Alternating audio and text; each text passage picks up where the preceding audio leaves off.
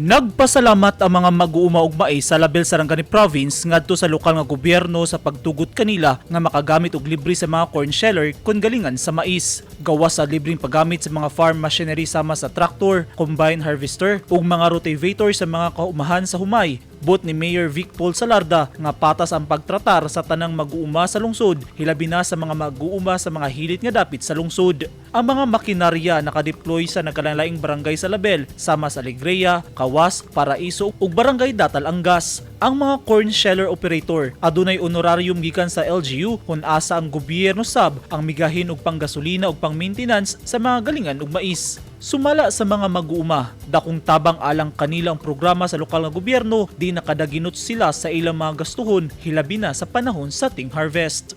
Eugene Hinutan, Newsline Philippines. Stay safe!